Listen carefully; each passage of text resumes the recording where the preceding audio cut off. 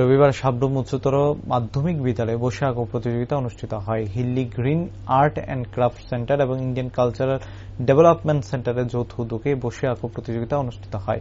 নারী শিক্ষার প্রসার, নারীদের নিরাপত্তা, বেটি বাঁচাও বেটি পড়াও, পরিবেশের ভারসাম্য রক্ষা এই বিষয় নিয়ে সামনে রেখে মূলত বসে আঁকো প্রতিযোগিতা অনুষ্ঠিত হয়েছে। নার্সারি থেকে দশম শ্রেণী পর্যন্ত অঙ্কন শিল্পীরা 3টি বিভাগে বসে আঁকো প্রতিযোগিতায় অংশগ্রহণ করে।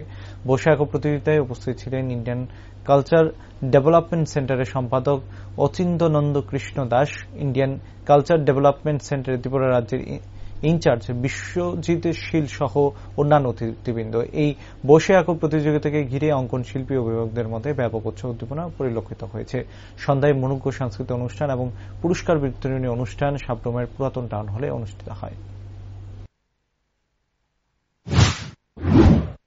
রাজপথ দিয়ে তখন কিন্তু আমাদের ত্রিপুরা স্টেটও থাকে।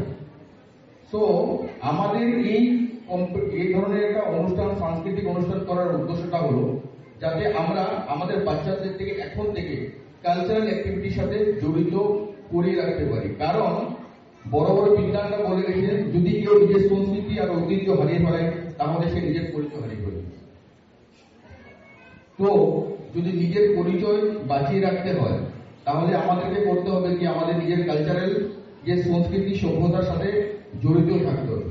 তাই আজ আমাদের এই ত্রিপুরা সাংস্কৃতিক সংঘ সাংস্কৃতিক সুরে এবং ঐতিহ্যের সঙ্গমে করার উদ্দেশ্য হলো আমরা আমাদের সর্বভূমি অঞ্চল থেকে পুরো ভারতবর্ষকে আমরা বার্তা দিতে চাই যে আমরা ভারতবর্ষের এবং ত্রিপুরা যে সমস্ত আমাদের সাংস্কৃতিক ঐতিহ্য এবং সভ্যতা সম্পূর্ণ দেশে প্রচার এবং প্রসার করার জন্য আমরা ঐক্যবদ্ধ এবং